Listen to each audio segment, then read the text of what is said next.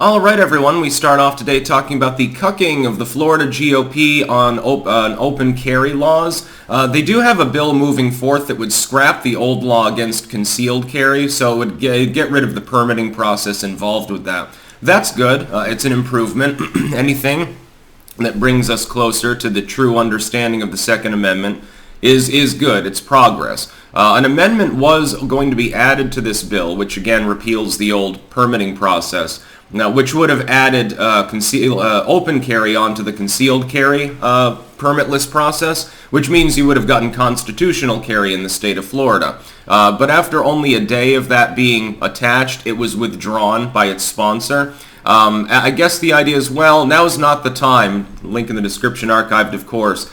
I would put it this way, it's always the time to stand up maximally for the Second Amendment, as well as for other constitutional amendments. And all of them are routinely violated in the United States, except for the quartering of soldiers. The one that is the least meaningful, because, we haven't fought a war on our own soil in a while, is the only one that's not violated on a daily basis in the United States. Plenty of examples of freedom of speech and press being violated. Second Amendment is openly attacked even by elected officials in the most ultimate sense, literally attacked just for existing sometimes.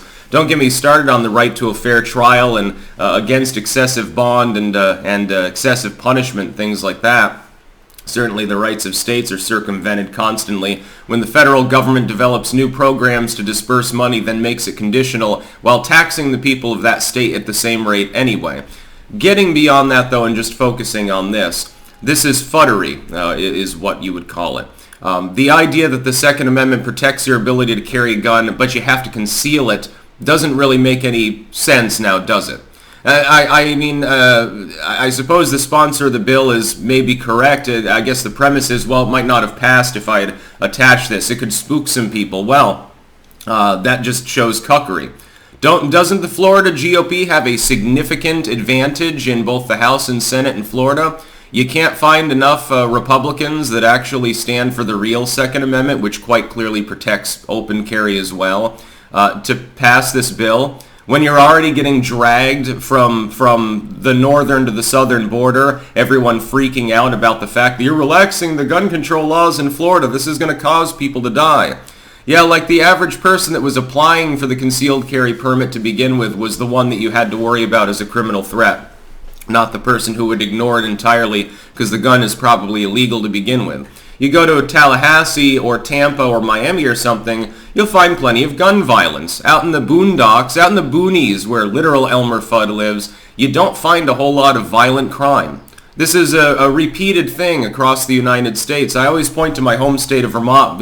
Decrepit and falling apart as it is, it's had constitutional carry and had no meaningful gun control laws up until the last 10 years, of course.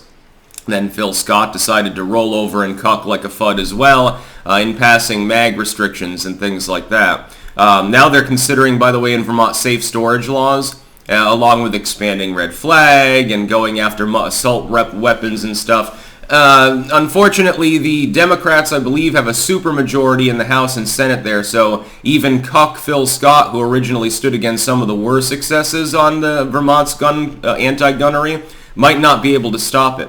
Thanks, Phil. You helped lead to this situation, by the way. Florida GOP is a bunch of cucks, I suppose. You control the legislature completely by a significant margin. We're not talking by a couple of votes in the House. You control the gubernatorial seat. DeSantis probably would sign off on it. I don't think he'd have a problem with it, even though he's pro-red flag laws too.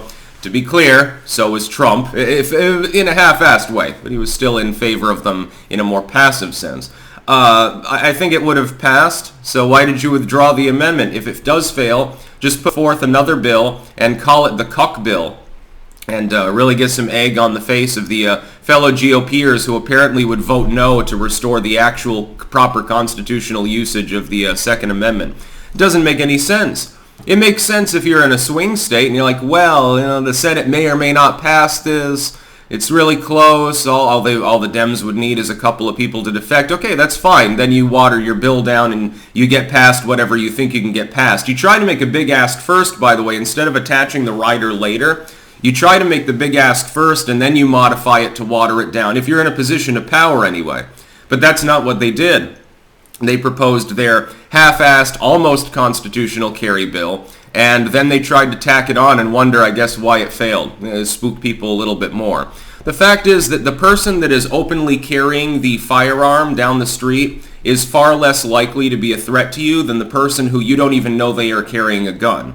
Most gun crime in the United States involves small handguns, 22, 380, 9mm handguns. They're Glock, they're Smith & Wesson, they're High Point, whatever it is that they're using. It involves a weapon like that is easily concealed. There's a reason why baggy pants and saggy clothes are ubiquitous in gang culture. It's because it makes it easier to conceal the weapon, which is likely an illegal weapon to begin with. That way you can walk up on the business and blast the person that your gang doesn't like and then run off, possibly dispose of the weapon, possibly duck into the alleyway and then get into your getaway vehicle. That's the real threat. That's most of the gun crime in the United States. Most of the gun deaths, other than suicides or accidental shootings and stuff like that, are gang-related. They involve handguns. Those can be concealed carried very easily. That's typically what the gang member is going to do. You can't really concealed carry an AR-15. I mean, you could if you're like 8 feet tall and you have really, really baggy clothes. You might be able to get away with that. I'm not sure how that would work, but I guess it's physically possible. But you probably don't. And certainly, again, Elmer Fudd with his shotgun, he's not going to be concealed carrying it, so now he can't carry his shotgun outside of the home or something. Florida's weird. Now, the Florida GOP have decided to show us the way of like the Bushes, effectively, which is not necessarily the greatest of surprises at this particular time.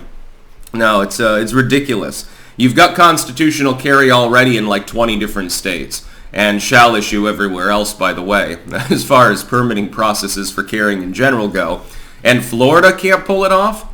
At the moment, at least in the legislative sense, one of the more red states, with a supposedly populistic governor, at a time where the Democrats have already been hammered by Bruin, and so you have basically full constitutional and judicial force to proceed with this kind of bill. If they can't do it, then goddamn, I guess those people out in Wyoming, they better be happy that they already don't have that sort of restriction, because apparently there are too many neocons in the GOP for them to ever repeal it. Again, even in the wake of Bruin. God, it might come to the point where it gets challenged by some private citizen, the veracity of not having open carry, and the GOP ends up in the weird position where some of their members are defending a gun control law that again does not exist in half of the other states. I think that if Vermont hasn't completely fallen apart because people are capable of carrying their hunting rifles around, probably Florida could pull it off. I mean, unless the Florida GOP is saying, well, our population is uniquely violent. There's something wrong with them. So it's okay if they have a gun and you can't tell that they got a gun. That's perfectly fine. No, there's nothing wrong with that. But if I can see the gun, I sense danger. It will upend society, even though it literally happens in rural areas all across the United States regularly. That's about all. Peace out.